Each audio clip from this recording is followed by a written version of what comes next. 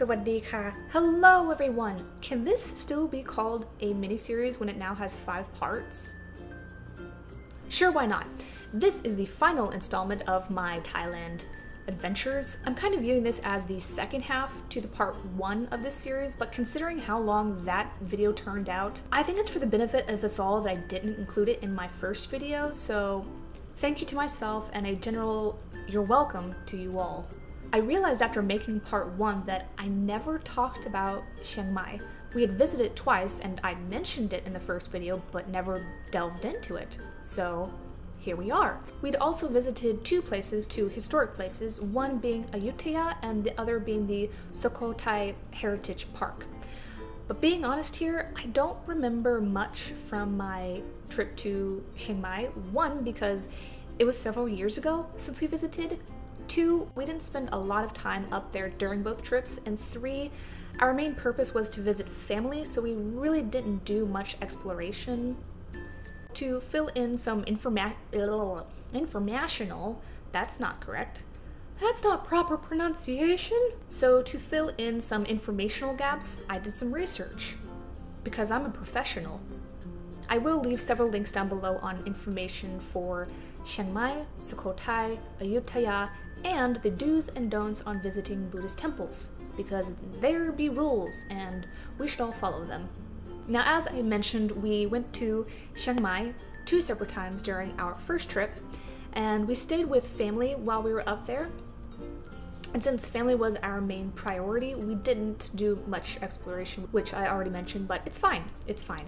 My husband says that next time that we visit Thailand, he hopes to spend most of our time up in Chiang Mai, and I hope so too. And this time, I'll make sure to do plenty of documentation that's more coherent and makes sense. Solid plan.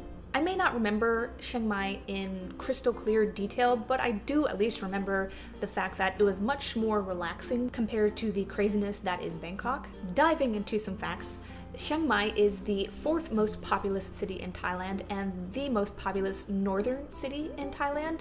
It has a population of 131,000 people. Sometimes their traffic was a little bit much, but definitely nothing compared to Bangkok. Thank goodness.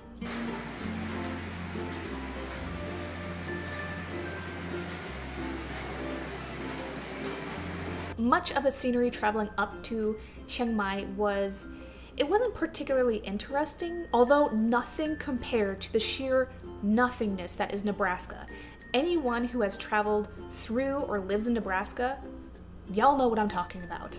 Definitely once you get closer to Chiang Mai, then it becomes really quite beautifully mountainous because, well, northern Thailand is mountainous. Chiang Mai, and I really hope I'm getting this name right. It seems easy, but it trips me up every single time, so husband of mine, bear with me on my pronunciation. Okay, let's continue with this story, shall we?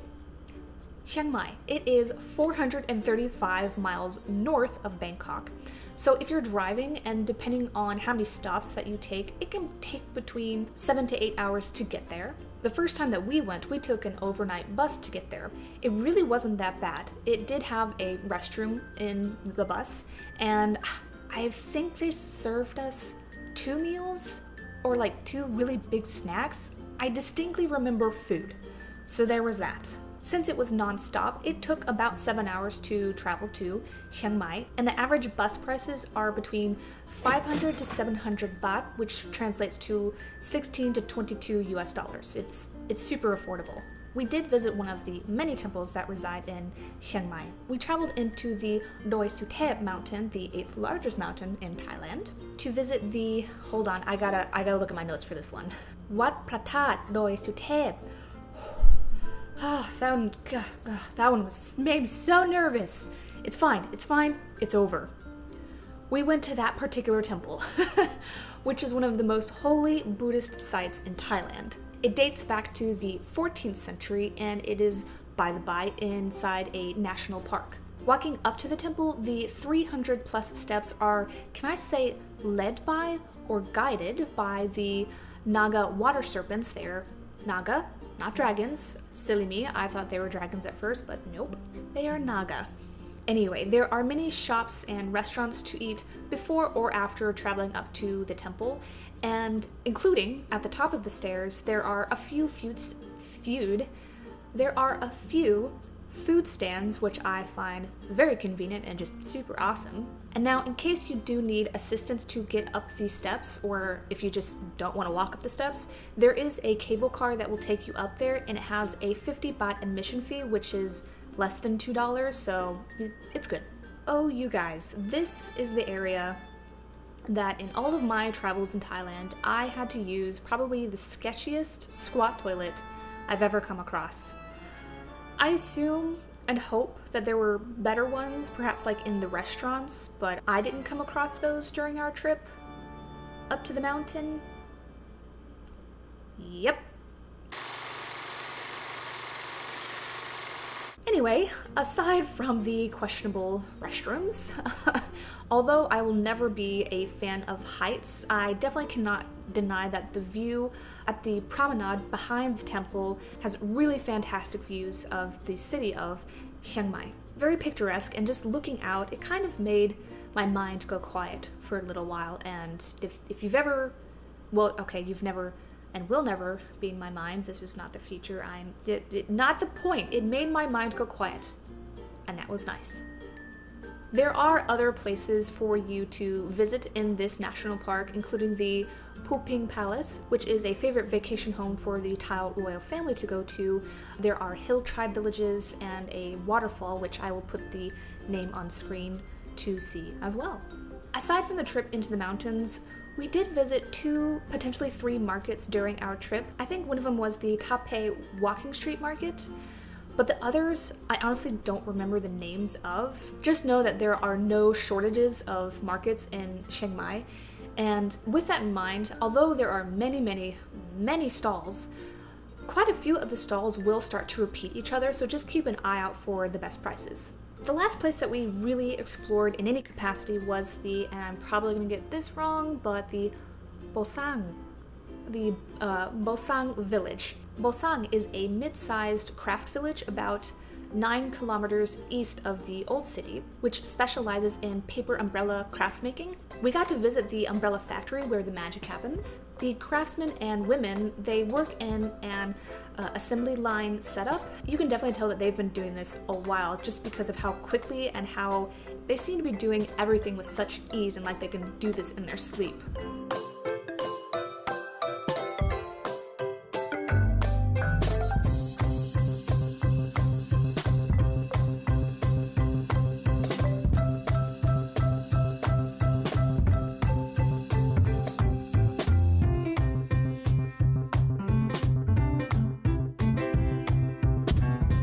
You'll find a lot of hand-painted umbrellas, tiny little cocktail umbrellas, large parasols for gardens and patios, and much more. Now that I think about it, this is the same village where myself and my in-laws, we did a little bit of shopping, I think before we went to the factory, just at some local shops and what have you. And it's where I found this little thing. It's just a simple coin purse that I've had since my first trip, and I recall the original price being 45, maybe 50 baht. I think I'd set it down, walked away just to think about it for a little bit, but my mother-in-law apparently noticed that this is something that I wanted, so she snatched it up and went to haggle the price down to 25 baht. And I just felt so bad because 45 baht, that's less than $2, and 25 baht is less than $1, so I just, And I think my husband tried to tell his mom, like, no, mom, it's fine. 45 baht is fine. We both felt bad. Just, that happened. My mother-in-law, she really likes to haggle prices, sometimes too far. If you ever get to visit Chiang Mai and you notice that the way they talk up there seems a little bit different compared to, let's say, Bangkok, you would be correct. My father-in-law, he is from Chiang Mai, and they speak a northern dialect, so he can speak that, and he can also speak the central dialect. My husband, who speaks the central dialect because he is from Bangkok, he cannot speak the northern dialect, but he can understand it. And there are more dialects, I'm just not really sure of the exact number. Fun fact for you. Stepping back in time, we went to two historical places during our first trip, Ayutthaya and Sukhothai, but to keep things coherent, let's first jump into Ayutthaya. Roll footage and pictures. During our first trip, my father-in-law took us to Ayutthaya, which is about 52 miles or 80 kilometers to the rest of the world, north of Bangkok. We made a short, cheeky little trip out of it since we were only visiting the ruins, although you can definitely visit the whole city, which you can definitely do in a day, or a little bit more, depending on your schedule. Anyway, there were entrance fees depending on which part of the old city that you were visiting. And as you've probably noticed, my past self really seemed to favor the portrait mode when taking pictures.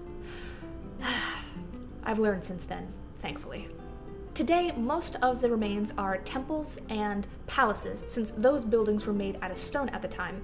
Much of the city was burned down during 1767 when Burma invaded Ayutthaya. During its splendor years, between 1351 and 1767, roughly, Ayutthaya, or rather the Ayutthaya Kingdom, became the place for global trade and diplomacy. How many times can I say it? Too many! Ayutthaya's geographical location was chosen wisely and strategically because it was surrounded by 3 rivers that connected the city to the sea. Ayutthaya was friendly towards foreign traders, including the Chinese, Vietnamese, Portuguese, Indians, Japanese, Koreans, Persians, and later the Spaniards, Dutch, English, and French. Whew! But before I descend too deep into some college professor lecture mode, I'll refer you to the links down below where you can learn more about this historic place, which you should because knowledge is pretty cool. There is more than just the ruins and temples in the city of Ayutthaya to visit, so go forth and explore! The second historic place that we took a gander at was the Sukhothai Heritage City, which resides in the Sukhothai province, which is in northern Thailand. Myself, my husband, and my father-in-law, we stayed overnight in Sukhothai when we were making our way up to Chiang Mai for our second trip. We stayed in what I would consider a motel cabin, and I remember the first night that I took a shower there, there was a teeny tiny little frog just chilling like a villain in the bathroom with me. And why was there a frog in the shower, you may ask? Well, it's a tropical country, folks. And this is just a little side note.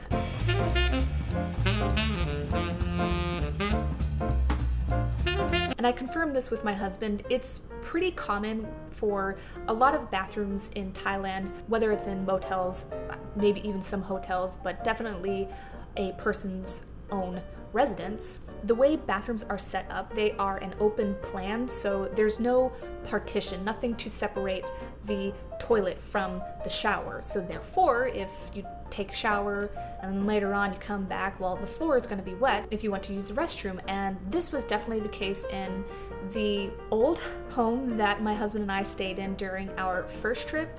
There were 2 bathrooms in the house, and both of them had this open plan setup. So we always had a towel set up in front of the bathroom, so, once we did our thing, we could wipe our feet off outside. Or I suppose you could wear specific bathroom shoes if you wanted to. I know that's also a thing that you can do. Anywho, I'm getting off course here. So from the cabin, we borrowed a few bikes and we cycled to the Sukhothai Heritage Park that covers an area of about 70 square kilometers. That's 27 square miles to us silly Americans. We did this during the evening, which I would definitely recommend because it is cooler, although it's kind of a trade-off because it was a little bit of a race against time, the sun setting. So it's a fine balance.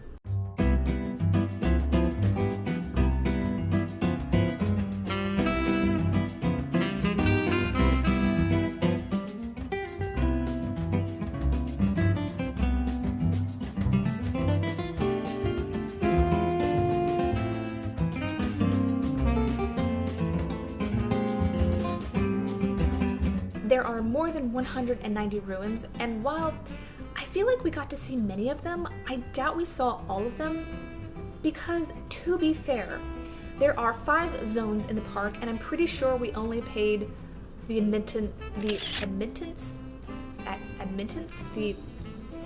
fee from one of them, so there's that. Fun fact, the Sukhothai kingdom preceded the Ayutthaya kingdom.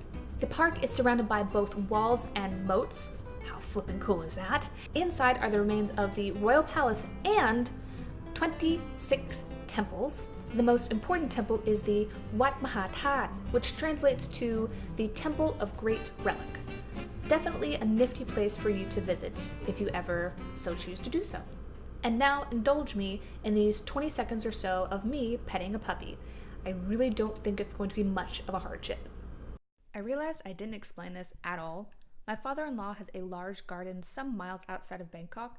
At the time of the following clip, the garden had a small dog family living there. Enjoy! What's your name? You're so cute. You're a good puppy. Good puppy. Look at that leg. It's shaking because you like this so much. Aww. Does that taste good? Is that quite delicious?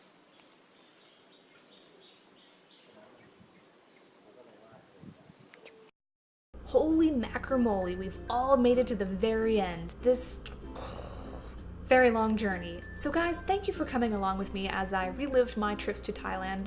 Not all of my stories or memories were super clear, but I think that's okay.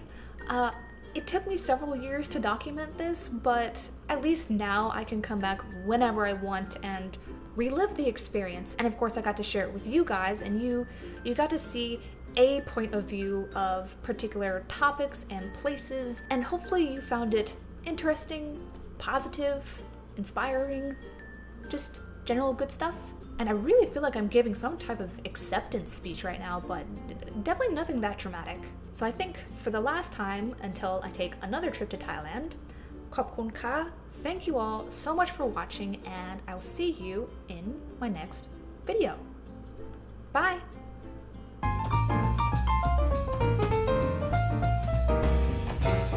I should just get going because I'm already wasting like a minute and 28 seconds. Good grief! And the second place is, what is that? That's nobody. You gotta go. Hold on. I gotta put an insect outside. This is not your home. Where was I? Right. Okay. So many noises happening as well. Take 40. My goodness, that's what it feels like. Pull myself together.